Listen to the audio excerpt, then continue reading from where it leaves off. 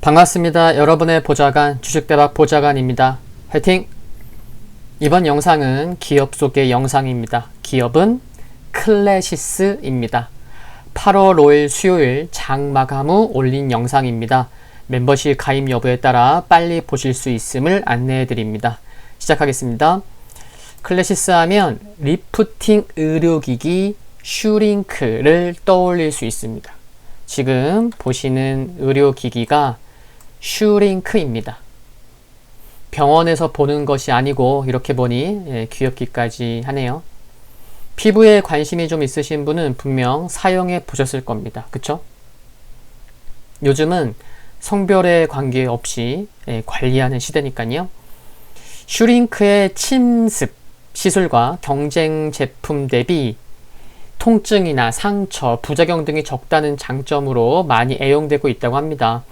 슈링크를 잠깐 설명드리면요. 슈링크 여기 제가 이미 박스 쳐놨는데요. 슈링크는 침습이 아닙니다. 비침습이고요. 고강도 집속 초음파 이렇게 구분되어 있는데 집속 초음파라고 보시면 되겠고요. 제조사들 여러 개 있습니다. 그 중에 슈링크는 낮은 가격, 부위별 정밀 시술이 가능하다라는 특징이 있다는 것도 알고 계시면 좋겠습니다. 슈링크는 스마스, SMAS,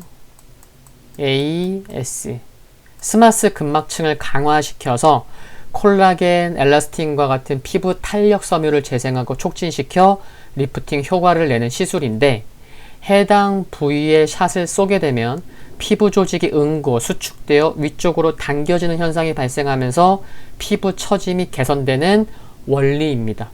쉽게 말씀드리면 이 스마스 근막층이라는 것이 피부 아래 피하지방층과 근육층 사이에 있는 얇은 섬유 근막층인데 여기를 강화, 탄력을 줘서 피부를 탱탱하게 해준다고 생각하시면 되겠습니다. 지금 보시는 자료는 브랜드에 따른 제품 분류를 보여주고 있습니다.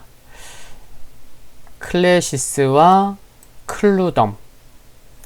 해외 시장에서는요, 회사명과 같은 클래시스 브랜드를 통하여 이와 같은 4개의 제품, 울트라 포머, 클라토 알파, 톤오브, 사이저 등과 같은 4개의 제품을 각국의 의료기기 허가를 받아서 병원에 고가로 판매하고 있는데 4년 전부터는 2016년부터는 병원만이 아닌 에스테틱샵 시장을 공략하기 위하여 여기 보시는 클루덤이라는 새로운 회사 브랜드를 런칭해서 병원에서는 클래시스 브랜드, 에스테틱샵에서는 클루덤 브랜드로 양분해서 매출을 확대하고 있습니다.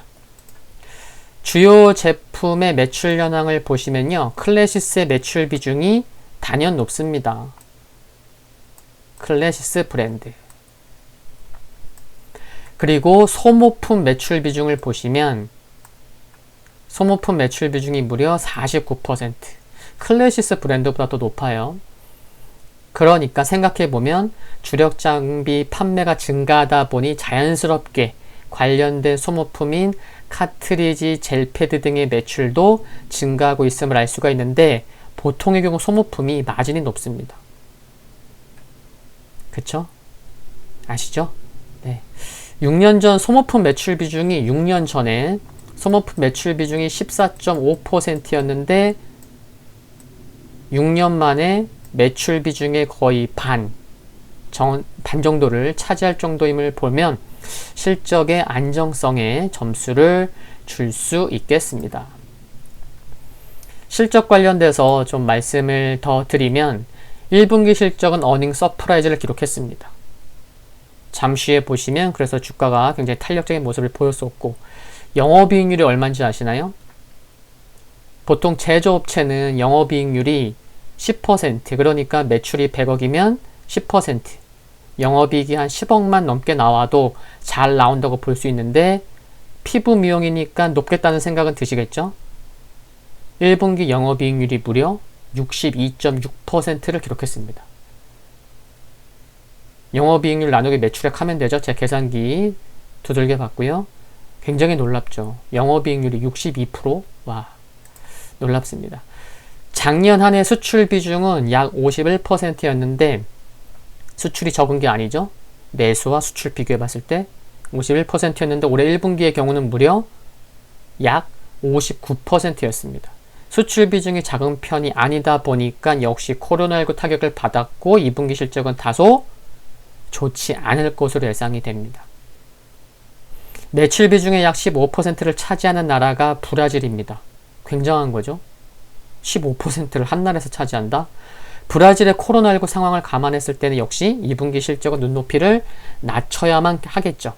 다만 3분기에는 소비자들의 보복 소비가 있을 것으로 추정이 되고 국내는 5월부터는 일부 또 가서 또 매출이 좀 늘었을 것으로 추정이 되는데 해외에서의 성공적인 브랜드 확장을 감안하면 해외 부문도 코로나19 이후의 성장성은 기대해 볼 수 있겠다라고 생각해 볼 수 있습니다. 수급과 기술적인 흐름을 살펴보면 1분기 실적이 어닝 서프라이즈를 기록했기 때문에 지난 5월의 주가 흐름이 상당히 좋았죠.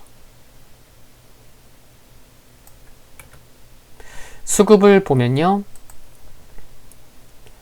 연기금의 매수가 5일째 이어지고 있고 기관의 매수는 이틀째 매수가 지속되고 있는데 그러다 보니 전체적으로 보면 기관이 매도하다가 이제 좀 매수로 좀 돌아섰구나. 그러면서 주가도 14,000원 아래에서 15,000원 초반까지 올라왔구나 라고 알 수 있습니다. 근데 연기금만 사는 게 아니고 보시면 투신, 사모펀드, 금융투자 등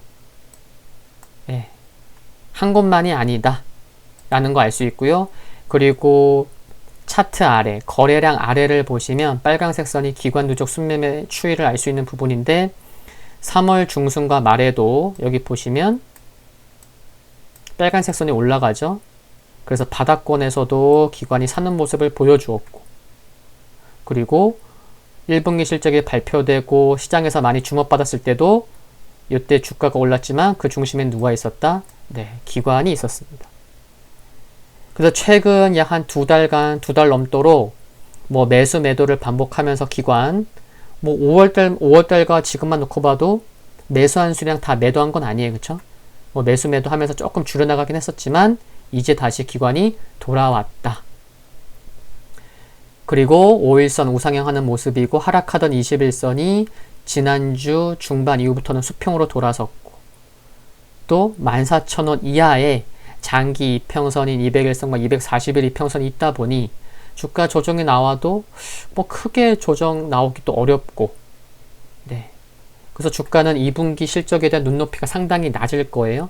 그런 것을 다 감안하더라도 주가는 그동안의 기간 조정, 가격 조정을 마무리하고 점진적인 상승을 나타내려는 그런 초입에 있습니다.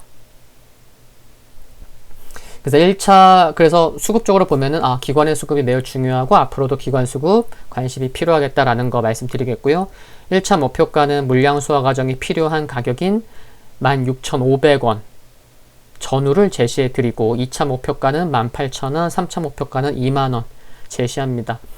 그리고 손절 및 비중 축소를 고려해야 할 가격으로는 종가상 14,200원이 강하게 지켜지지 못할 시로 대응하시면 좋겠습니다. 화이팅입니다.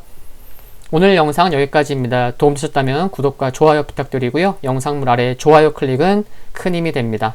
그리고 알림 설정에서 흔들거리는 종명을 선택하시면 방송 업로드 후에 바로 보실 수 있습니다. 감사합니다.